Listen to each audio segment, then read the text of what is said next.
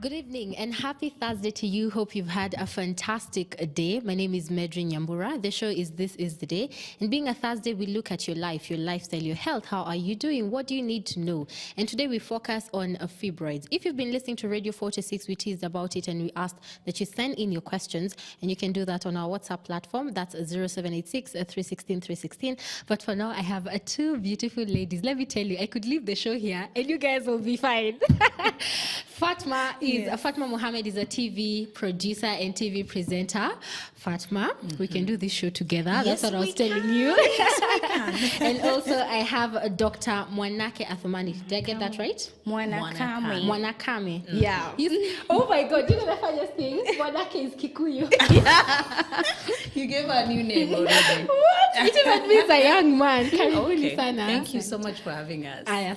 So Fatma, your story, this is what you've gone through. Yes. And maybe I'd like to ask, a lot of times people don't even know they have fibroids till they get to the doctor's office. Was that the case for you? For me, it wasn't the case simply because I remember several years ago just being very fit and active. But then one day I remember playing with my nephew and then he just jumped on me. And then when he did, I felt something in my belly. Okay. I felt like a hard thing, like a pebble. Yeah. And then when I felt that, obviously you get confused, you're worried, like what could this be? So it took me a while to try and figure out what that was. Of course, I was scared. But the first thing I remember calling my mom, and then she advised I go to the hospital and have it checked out. So when I went there, I found out that I had a fibroid. And it was a tiny fibroid, the size of a pea. Okay. Yeah, so they called it a pea-sized fibroid. And at that point, I remember I was asked very many questions regarding my lifestyle, what I was eating, and things like that. And the doctor just told me, I did not have any symptoms. The only thing that happened was my belly was protruding, and then I felt the mass in it. Okay. So I hadn't gotten to the stages that Monakami is going to explain, whereby like pain and everything like that. So because of that, the doctor advised that we do something called watchful waiting, whereby he just observes and then, we see what's going to happen afterwards. And that's that. That's how I found out. Okay. Yeah. Doctor, let me ask you, is there an age limit to this? Like when you get to a certain point, then you're at risk. If you go beyond this age, you're fine? Yeah, you can get fibroids only at your reproductive age. Past menopause, you can't get. Okay. Since your estrogen levels will be lower, the fibroids will shrink. So when you start the day from the onset of your periods till, let's say, from other people, their menopause starts at 50, others 55, others as early as 48. So it varies with different people. Okay. Yeah. Is it genetic as well? I think that's the biggest question I've gotten. Definitely. The causes are not known actually, but people say that heredity and what is this? Heredity, apart from heredity, we also have alcohol intake, diet, things like those. Also, if your estrogen levels are high, you're at risk of getting the fibroids. Okay. Let me ask you, Fatma. And this is a girly show. There's a man thinking, why am I listening to this show? Well, because you're in our lives. Yeah. So the question I had was, you mentioned lifestyle. The doctor asked you, what do you eat, what do you drink? Exactly. And she's mentioned alcohol. So maybe what were you told are the effects of your lifestyle on whether or not you get fibroids? Well, the thing is that when I went to the doctor and he was asking me all these questions, I kept on just saying no, because he would ask me, do you drink alcohol? I don't drink alcohol. I don't. I did not actually do red meat at that time, and I exercised a lot. So because of that, he was actually just giving me pointers and saying, these are some of the reasons you could actually get fibroids. Okay. So, and these are some of the reasons your fibroids could actually get larger or increase in number. So simply, to put it simply, is that for me at that point, my lifestyle was actually, you wouldn't really expect me to be in that type of situation. So, which is why I feel like it's so important for us to make sure that women know about this. Okay. Simply put, you have to make sure that you check your hormonal levels constantly. Yes. You have to check and see your estrogen levels and your progesterone levels, because yes, you could be, you're probably, you eat well, healthy diet, you exercise, you do everything right. But then, it could be genetic. Yeah, you might have sisters, aunties, your mom, or someone in your family that has actually had a history of fibroids. So just because of that, you could be doing everything right. But then you must check your hormonal levels constantly. Okay. And that's probably what I should have done. Exactly. Yeah. And Dr. I was going to ask you, should you check our levels? How often do we check? How often do you go for a checkup? Because let's be honest, even getting women to go for a pap smear Yeah, is a I know. problem. is a problem. Points to cells. I know. Yes. So how often should you go for a checkup? Annually, but in case you're using birth control pills, like for birth control pills, those are supplements, they are hormones, the estrogen and the progesterone. So if you're taking, you're supposed to go after 6 months. But if you're not taking those birth control pills, you're supposed to go for like annually for the pap smears. The pap smears are very important because people don't know about cervical cancer, and so many people are carrying it. Yes. Yeah. Stress us, doctor. Stress Yeah. us. Continue.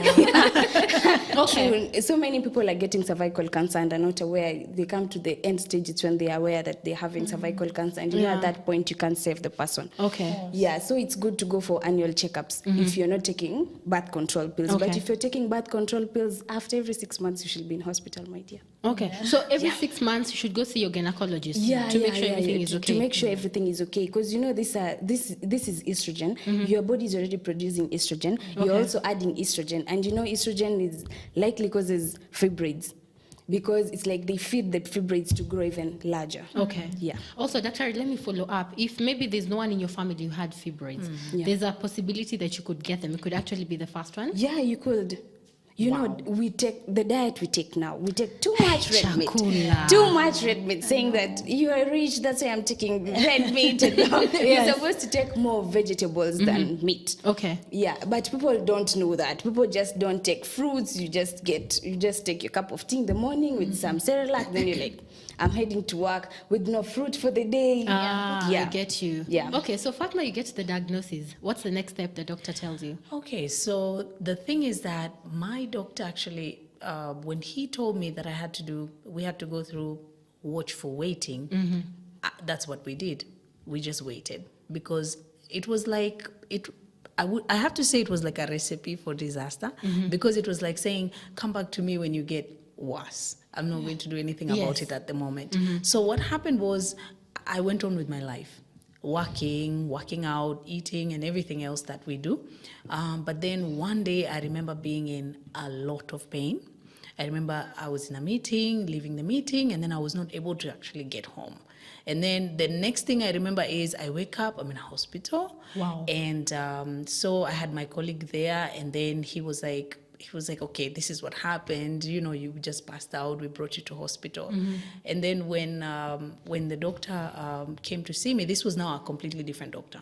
So this doctor was like, okay, what we're going to do, because I explained to him that I have fibroids and it could be the reason. And he said, okay, so what we're going to do, let's carry out another ultrasound just to check you out and know what's going on. So we carried out another ultrasound, and this is where we found out that now there are 5 fibroids, and they're much larger. So at that point, my belly is protruding. People think you're actually pregnant. Right, I was going to ask you. Yeah. Did anyone say congratulations? Many people say congratulations, I have to say. And then there were some really nice people who would send me money and pesa, like, this is for diapers. And then I would be like, I'm sending it back. And some people would say, why would you send it back? But then it's because, you'll meet them one day, then they're like, where's your this bundle of child? joy? Yes. And, that's what I faced. As much as it was funny back then, but then when I think about it, it really had to change everything in my life. It means that I had to dress different. I had to do things different. Like if I go to the bank, I would never queue. Okay, because they thought I was pregnant. Yes. But then at the same time, I knew what I was going through. It was very painful. It was quite stressful. And I've always just thought about the fact that I did not know at that point that having large fibroids could actually lead to me getting a blood clot, which is what ended up happening. So the fibroids were so large that I ended up getting DVT, a blood clot in the right leg. So they just disrupted circulation in the lower part of my body. So that's how I ended up with that condition. So when it got to that point, then I knew this is actually very, very serious. Okay. Yeah. Dr. When she was told to wait and see what will happen, was that the best advice for her? Yeah, it was, because at that time the fibroids was a pea size. You know, at that time, you're given hormonal treatment. This is to shrink the fibroid before it becomes larger. But to her case, the fibroids started growing bigger and bigger and bigger. And you know, when they grow bigger, the only thing to do is surgery. Hey, I'm trying to think what your body was going through at the time, you know, because it's like you're carrying something that's not there. Really heavy. Did you get something for the pain? Yeah, I used to, so this is the thing, I don't want to sound depressing, but I used to, but there's no way I can do it. I would, I had medication, right? And then I go to this medication that was like this milligrams, and then now this medication is not enough for the pain. Now they go higher with the milligrams, it's not enough. And then now when they go higher, now it's like, now I cannot take tablets, now I have to get injections. And that's what would happen. I would get injections. And then the problem is that when I would get these injections, at least they would help me out. At the beginning when I would get the injection, at least you kind of come back to life. And then I go to a point where now the pain was so much, now the injections were not working for me anymore. So just because of that, it was unbearable for me to work, to walk, or to do anything really without just needing, you always have to have some painkillers with you, really strong painkillers, and then also you also have your doctor kind of on speed dial, because it's the one who knows your condition. Yes. So when the pain starts, you have to just rush there and try and minimize the pain as much as you can. Sawa. When we come back with a Fatma and Dr. we'll be finding some solutions. Meanwhile, I need to find my voice. I'll be right back. Motua with a beautiful song, Their Power, playing on Family TV. We are also live on Family Radio, and I am okay, I promise. Sometimes when the message is so good, the devil is here trying to do something. So you talked about your experience and how at some point the pain was unbearable. Yes. So at least we've learned of some of the symptoms. Yeah. But Daktari, symptoms, what do you need to look out for? There are so many symptoms of fibroids. One, there is pain, a pelvic pain or abdominal pain. Okay. Two, when you're having sex, you feel pain. Three, you also frequent urination because the fibroid might be pressing on your bladder. What? Yeah. Then there is also heavy bleeding during your periods and in between your periods. For a person with fibroids, mostly, Yes. they don't finish the 21 days before they start the periods, or the 27 days before periods. They get the periods before, like even 2 weeks after your period. So if you see these signs, then you're supposed to go to hospital. Okay, so Yeah. those are the telltale signs. Yeah. But you were saying, some of the things you were told was pata mtoto. Yeah. Nitaenda. These are some of the myths. Yes. And the weird thing is that we hear this from our fellow women. Okay. Like I would be told by some women would call and just say, the reason why you're in this situation is because you don't have any kids. Okay, so in my case, I ended up having fibroids. My diagnosis was when I turned 21. So there's no way I would have had a kid by then. So that's one thing that I would like for women to know, that not everyone who has fibroids has them because they did not have kids. And then the other thing is that they would constantly tell me, just have a baby and then they'll just magically disappear. Wow. Yeah. And I was just thinking, okay, so these are 5 fibroids. They are large. And if I do get pregnant, this means that there's no way that the baby is going to survive. Yes. And I remember having this discussion with my doctor, and he was like, who would tell you something like this? And also when you're pregnant, as Monakami is going to mention, when you're pregnant, actually your estrogen levels are also high. Yes. So you have that hormonal imbalance. So that means you could actually end up getting fibroids just from pregnancy. Okay. So it's really important. Okay. She's mentioned pregnancy, and that's one of the questions. Can you get them while you're pregnant? Yeah, you can get them while you're pregnant, because during pregnancy, your estrogen levels are high. So there is a very big chance that you can get fibroids during pregnancy. That's why you're supposed to go check yourself. And you're supposed to be on follow-up when you're pregnant. Yeah, because there's but I've heard of one case of a friend who her fibroids miraculously disappeared when she got pregnant, apparently. Yeah, but she's still on follow-up till now. Yeah, but Was she the one talking to her? no, that's a different friend. That's a different friend. Yeah, but during pregnancy, some people get fibroids, but others don't. But if you are predisposed to getting fibroids through genetics, you're supposed to check yourself. Okay. That's why it's very important to do an ultrasound during pregnancies. Other people think that during pregnancy, those are rays that are taken into your body. Those are not rays. That's not an X-ray. Those are sound waves that are making us see the image in your womb. Okay. Yeah. You've talked about pregnancy. I think my worry is once you're found with fibroids and you're pregnant, medication, baby, isn't that complication for the mother? It depends with how big is your pregnancy, how far have you gone, maybe you're only the first trimester or the second trimester. There are medications you can be given to that. Then I don't think if it started in Kenya, but there is a procedure called artery embolism where they go in and just shrink the fibroids through cutting the supply of blood to the fibroids. Okay, then that way they just disappear. Yeah. And your treatment option for you was surgery. Yeah, you were saying how 5 days too. Maybe you can tell us the about thing that. is that, when I was going through this whole process, I realized that I became, excuse me, an expert. Isikuje kwako. Yes. I ended up being an expert now because I even found out about the embolization. There's actually one radiologist who does it here in Kenya. Oh, that's She's great. the only one. So I was told about that. But then I remember, then I was advised not to do it because you go and do a lot of research and then you find out that these complications and these complications. So for me, I was told I need to have the surgery, which was a myomectomy. Excuse me, and a myomectomy means it's actually a major surgery and it's invasive. So they have to give you the cut. Yes. Yeah. So that's what happened.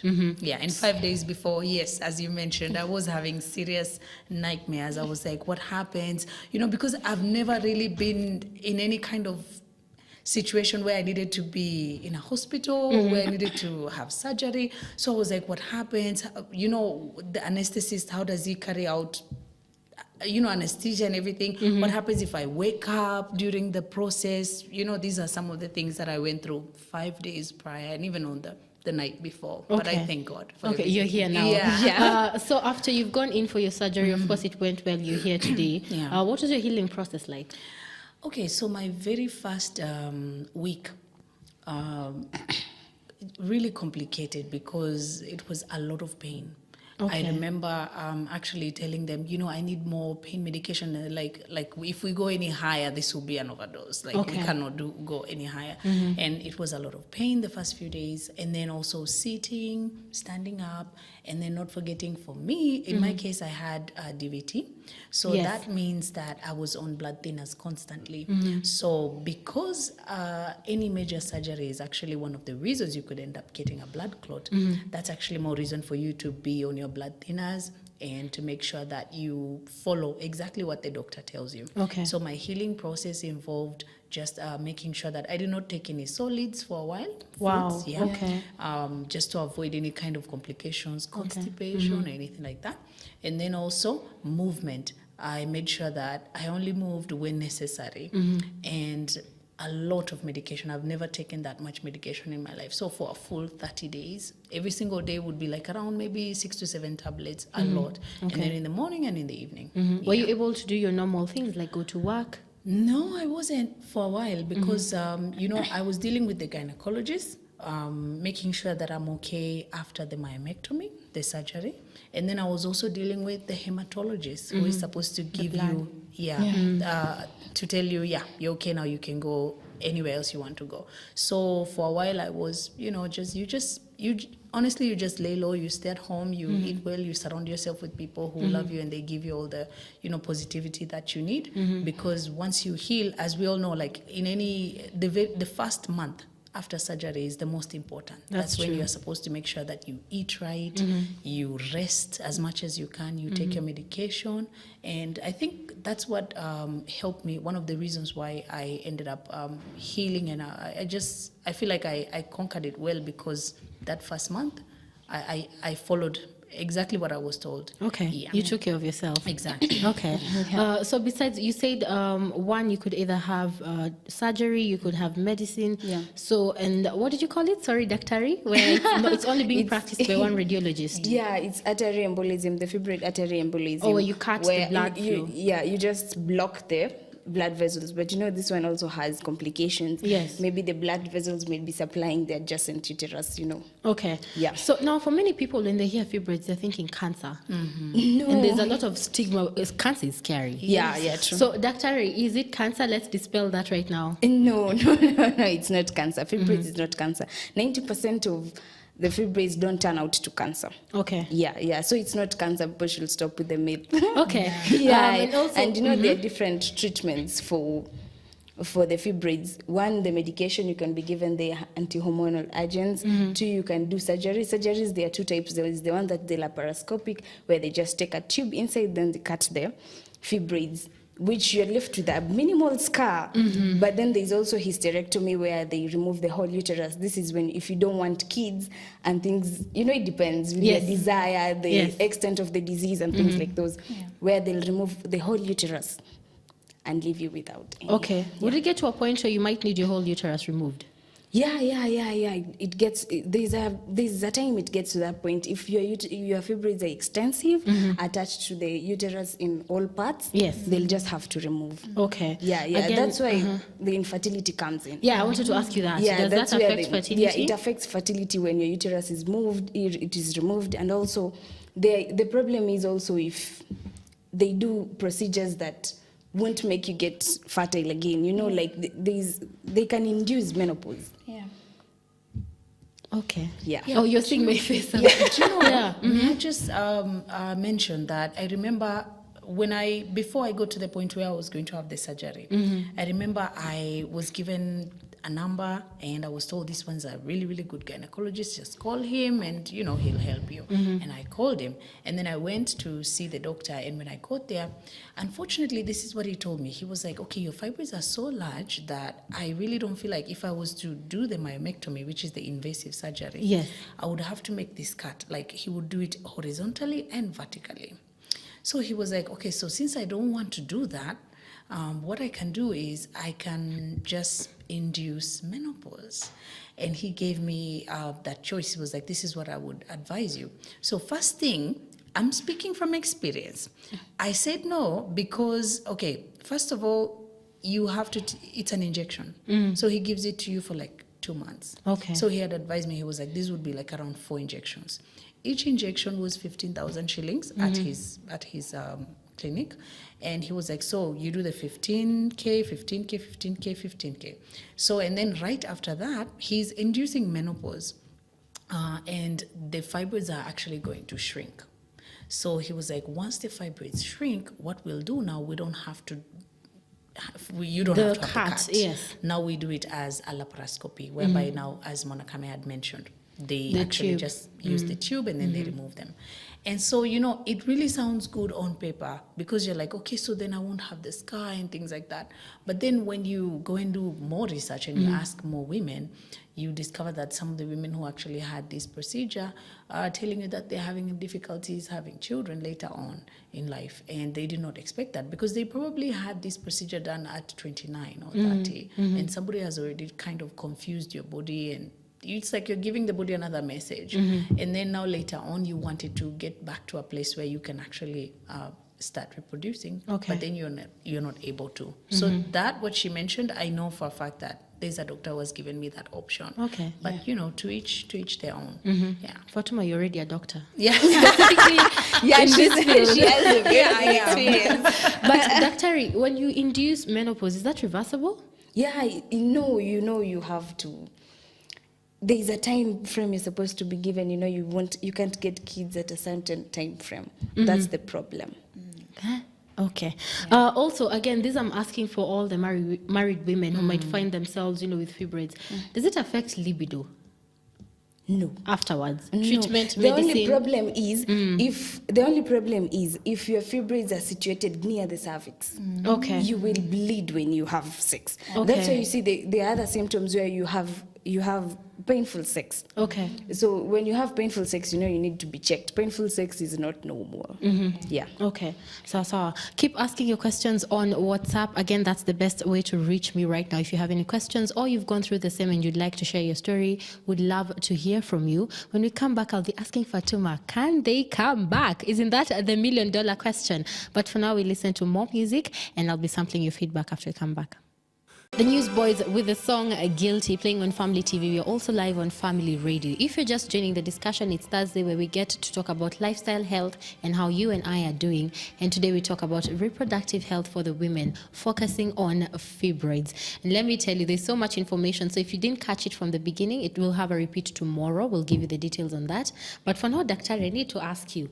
Yes. Kuna hii swali na kwanza imeulizwa na mwanaume. Hernia, fibroids. Kama mtu akona hernia atajua akona fibroids. Why am I speaking? I'm assuming you should speak to me in Swahili. Yeah. Okay. If you have hernia, can that be confused while you're having fibroids as well?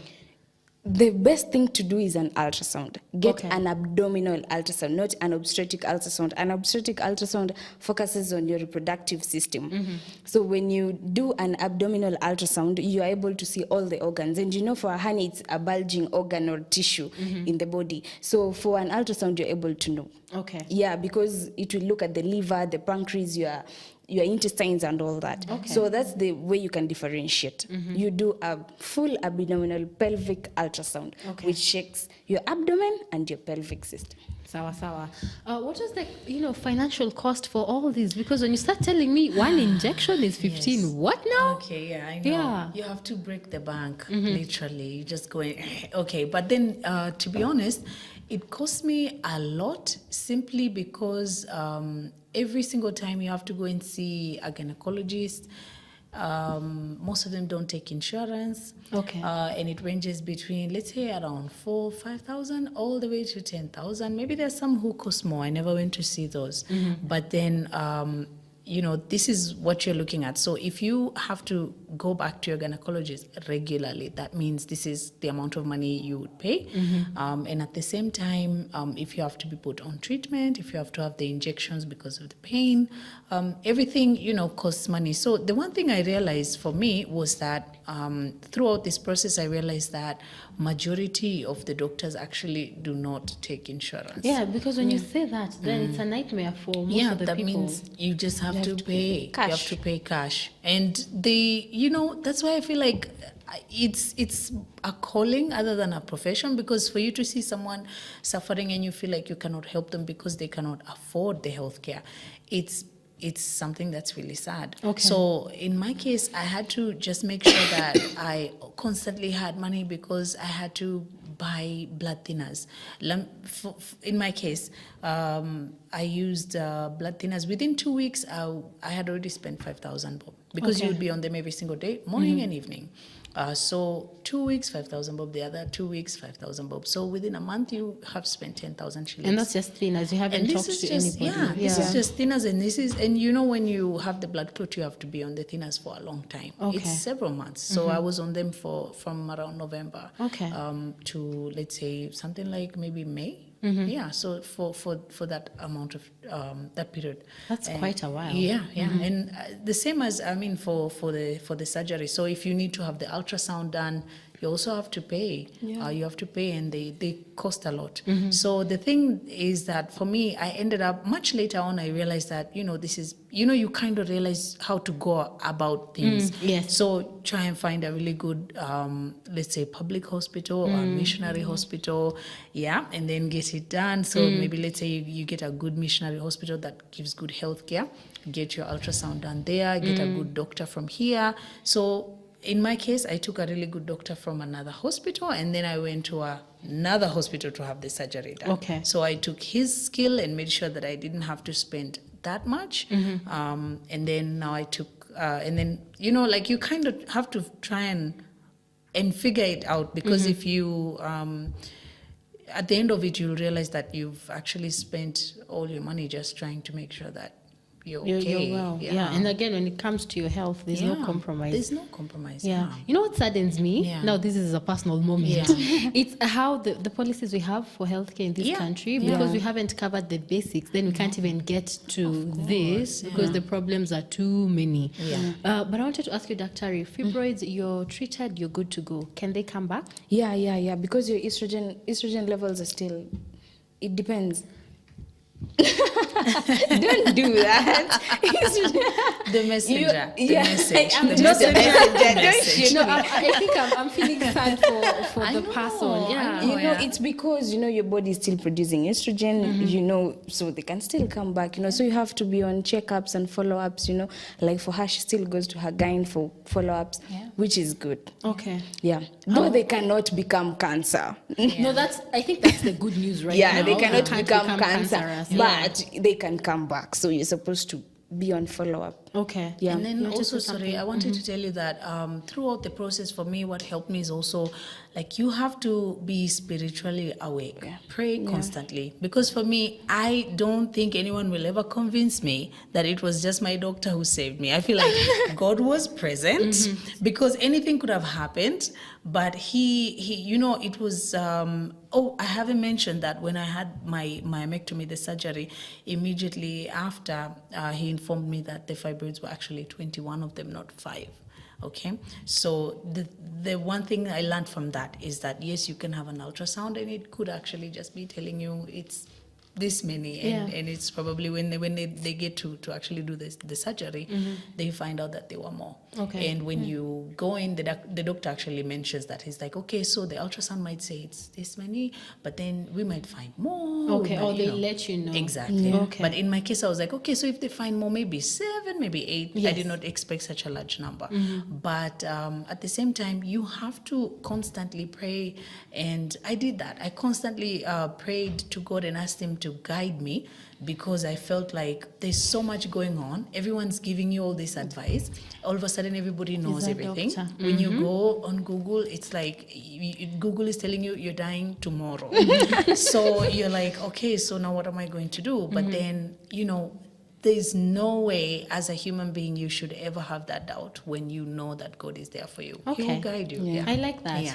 Because even, we were talking off air and you were saying, only God could save her from the blood clot. Which Yeah, true. Because I've seen so many people die of DVT, and DVT it's very bad. You can, when you get DVT, the clot can go to your heart, then your heart can immediately stop, and then you just die. Okay. So it's good that she was praying, and not all people survive this. Yeah. Okay. Let's say I have them in my early 20s and then they go away. I have children. Could you still get them after children? The fact that you're predisposed to fibroids, you can still get fibroids. Because the predisposing factor, you don't remove the predisposing factor. Okay. It's still there, unless maybe you're at menopause. Menopause is the only time you cannot get fibroids because your estrogen levels are too low. Okay. Yeah. So as long as you have estrogen, you're okay. Yeah. That is very Estrogen is let's just underline that. Okay. Like, because, for us women, estrogen, it's good. It's not the bad guy. Yeah. But it's just that, it gets to a point where when it's higher than progesterone, that's Yeah. when problems Problems start. arise. Okay. And so constantly it's important to just check your hormonal levels and also eat foods that are going to help you, take your hormonal levels to that point, an Yeah, optimal the level. balance. So, and there are so many, there's avocados, there's coconut oil, use all these things because they're readily available, they don't cost too much. And I know when we have money, when it's the weekend, you want to go somewhere, splurge and eat something, but you have to be aware, what is it that I'm putting inside my body? Could it end up, ruining my body? Okay. Yeah. Which leads me to the question I was going to ask you. What are some of the lifestyle changes you've had to make post-treatment? Again, thank you, God, you're here. But how many the changes you've had to make? Most definitely. Yeah.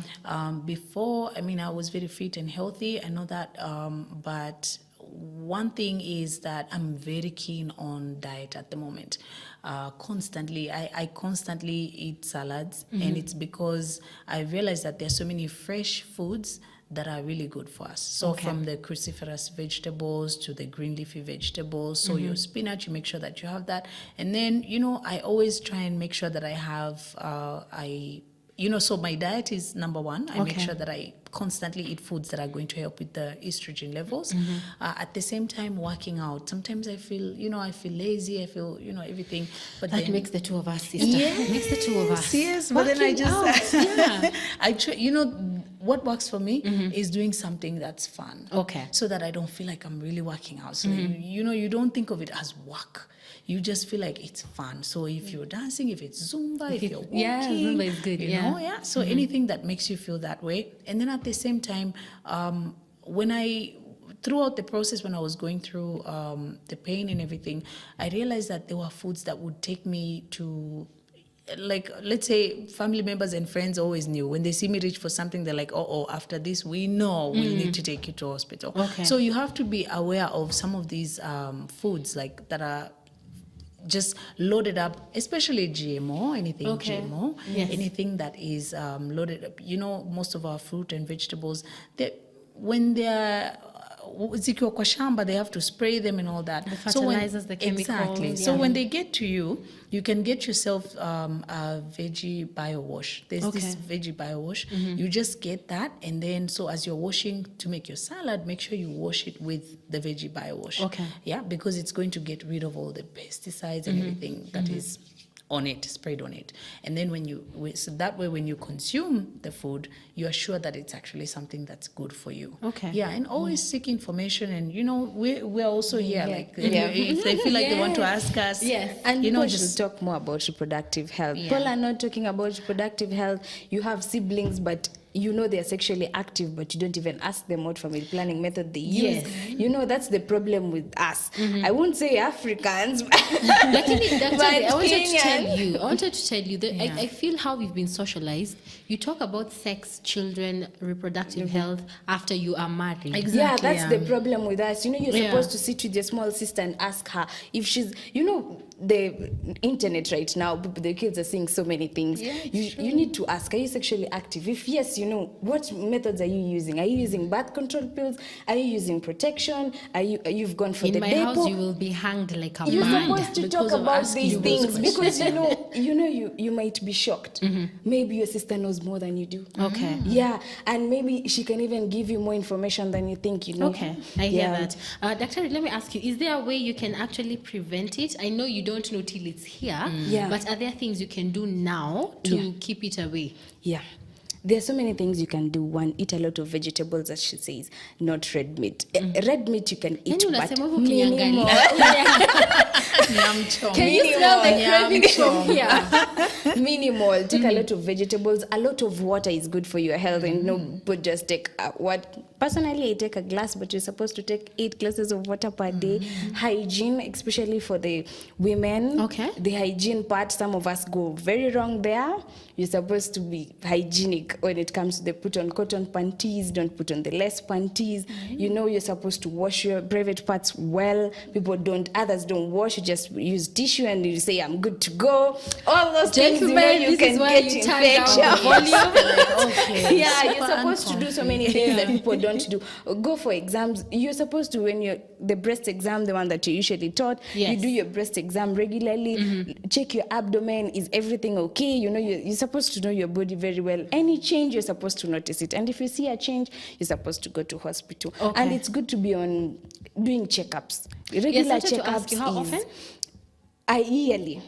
Especially the pap smears, I'll really insist, please, people should go for the pap smears at least yearly. There's so many places, government hospitals, so many hospitals that do pap smears, so it's good for, if you're a female of the reproductive age, please go for pap smears since cervical cancer is very rampant. Okay. Yeah. Sawa. Fatma, last word maybe to the woman who's watching. Yes. There are some people, you probably felt a pain. And I keep saying this is a blessing that God gave us. Women can Yeah. take so much pain. That's true, yeah. So you felt pain, you've sort of Yeah. gotten used to it. Yeah. So maybe just talk to the person, or maybe even someone who's gone through it and they're encouraged today. What are we telling them? Okay, well, first thing I have to say, when you feel, I always just think that you know your body more than anyone else will know your body, more than your own doctor, no matter how good he is. So if you feel something and you feel it does not feel right, act on it immediately. Okay. Because you don't want it to get to a situation where you have to either pay more money, or now you have another condition that is brought about by something that you did not look into it when you were supposed to. Okay. And also just try and find surround yourself with positivity and success stories. That way you don't feel like it's all over. And I personally want to be able to help. I know it's not possible to help everyone, but I would like to be able to help more women. That way they feel like it's not the end of the world. If you really do feel like you have some sort of pain, you feel like there's something wrong, act on it. You can ask me, I'll tell you about my doctor. I feel like he's the best doctor. He's kind, he took his time.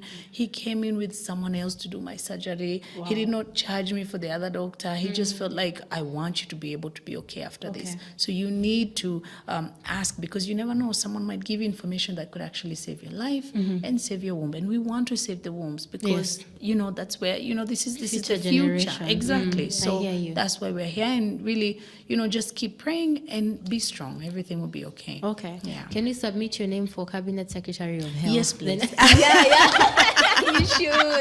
You should. Personally, I've started posting videos on Instagram, putting health information, especially about reproductive health. Anything I feel that people should know about it, at least I post the videos saying what it's all about, the treatment, the diagnosis. At least from that platform, I think people will get more knowledge. What's your handle? Oh, my Instagram is Mwanakame. In Facebook, Mwanakame MK Atman. And you share and that Twitter. content? I share the content.